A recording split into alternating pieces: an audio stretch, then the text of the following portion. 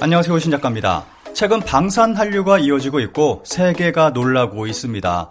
이 가운데 가장 통 큰 구매는 폴란드에서 이루어졌습니다. 그런데 최근 폴란드의 무기 대금 지불 방법이 화제가 되고 있습니다.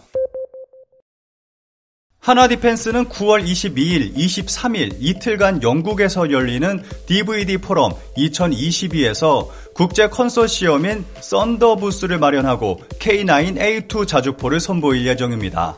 팀 썬더는 8월 30일 공식 트위터에 K9A2가 영국에 도착했다. 하나디펜스는 유럽 최초로 최신 K9 썬더 자주포를 전시한다고 밝히며 이 사실을 알렸습니다. 하나디펜스는 지난해에도 영국 국방부와 국제무역부가 주관하는 DSEI 국제방산전시회에 국내 방산기업 중 유일하게 참가해 첨단 지상장비와 무인 방산 시스템을 선보인 적이 있습니다. K9 자주포는 영국 육군의 기동화력체제 자주포 획득 사업에 제한돼 영국 정부와 현지 방위산업 관계자들로부터 주목받고 있습니다. 영국 육군은 2027년 전력화를 목표로 최신 자주포 116문을 도입할 계획을 가지고 있습니다. 여기에 하나디펜스는 K9 자주포의 최신 버전인 K9A2를 제안했고 이번 전시회에 전시할 K9 자주포가 드디어 영국에 도착한 것입니다.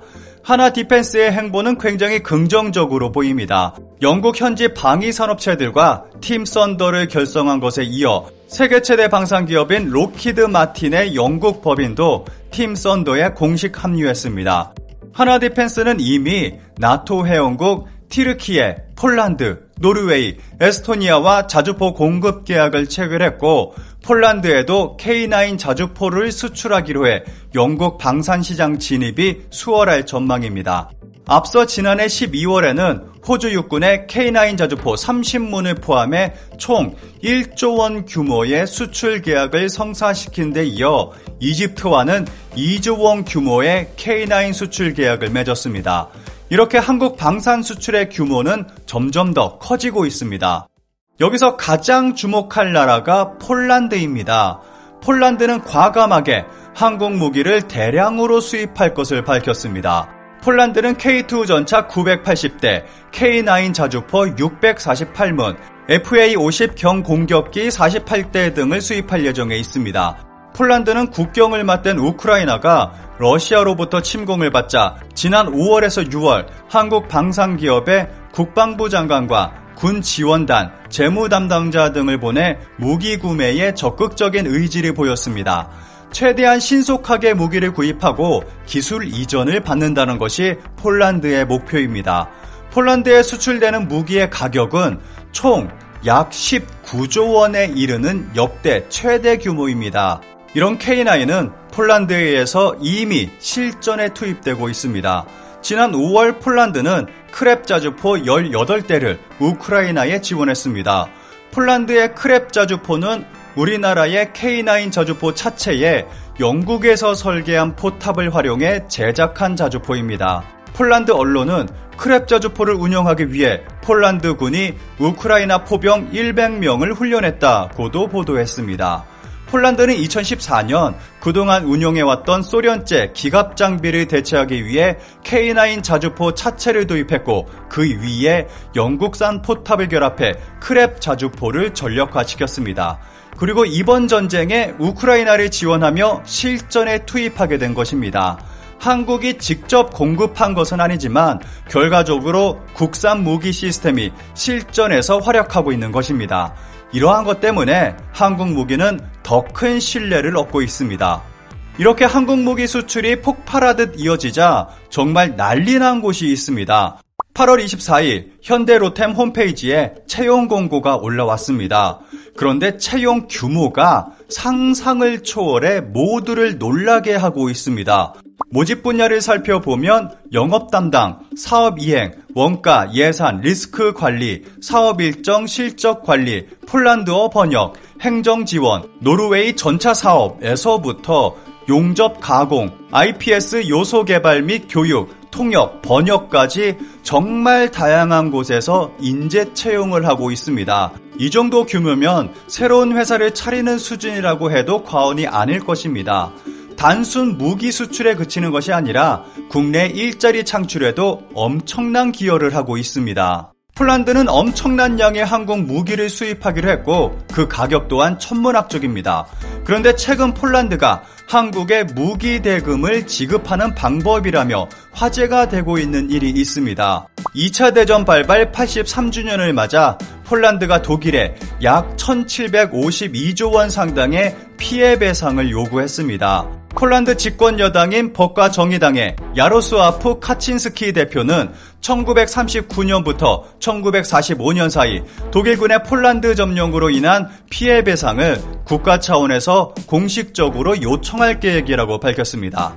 그는 독일의 침공은 믿을 수 없이 잔인했고 오늘날까지 여파가 이어질 만큼 어마어마한 피해를 줬다면서 폴란드 의회 2차 대전 피해배상위원회의 감정 결과 피해 규모가 1조 3천억 유로, 하나 약 1752조 원으로 산정됐다고 말했습니다. 또 수십 년에 걸쳐서라도 이 배상금을 받아내는 것이 최종 목표라며 이미 세계 10여 개국이 독일로부터 피해 배상을 받은 만큼 폴란드가 배제될 이유가 없다고 강하게 발언했습니다. 이에 대해 독일 외교부는 정부의 입장은 변함이 없다. 피해배상 문제는 해결됐다 하면서 폴란드는 1953년 피해배상을 포기했고 이를 여러 차례 확인했다. 이는 오늘날 유럽 질서의 버팀목이라고 밝혔습니다. 폴란드의 대규모 항공 무기 구입과 맞물려 이러한 일이 벌어지자 국내 네티즌들은 폴란드가 무기 구입 대금을 독일에게 받아 지불하려고 하는 것 같다는 목소리가 이어지고 있습니다. 그런데 폴란드는 이미 구입 대금 걱정은 없는 상태였습니다. EU는 회원국에 코로나 경제 회복을 위해 기금을 지급했는데 폴란드는 제외됐습니다. 폴란드 정부가 사법개혁이라는 명분을 내걸어 만든 사법행정체계가 EU 회원국들이 지켜야 할 법치주의 가치를 훼손한다는 이유였습니다. 그런데 지난 6월 폴란드는 사법부 독립성 저해 문제를 해결하겠다고 밝혔고 EU는 이를 받아들였습니다. 그래서 폴란드는 49조 원대의 코로나 경제회복 기금을 받을 수 있게 됐습니다. 이를 두고 뉴욕타임스는 폴란드가 EU 회원국 중 가장 앞장서서 우크라이나를 지원하는 모습을 보여준 것이 영향을 끼쳤을 것이라고 분석했습니다. 그리고 EU 회원국들이 러시아로 인해서 긴장하고 있는 가운데 EU의 폴란드 지원은 당연히 이어질 것이라는 분석도 나오고 있습니다. 그런데 이 가운데 긴장하는 나라도 있습니다. 바로 일본입니다. 독일이 폴란드에 배상할 것을 일본은 두려워하고 있습니다. 마지막으로 관련 기사에 달린 일본 반응을 살펴보겠습니다.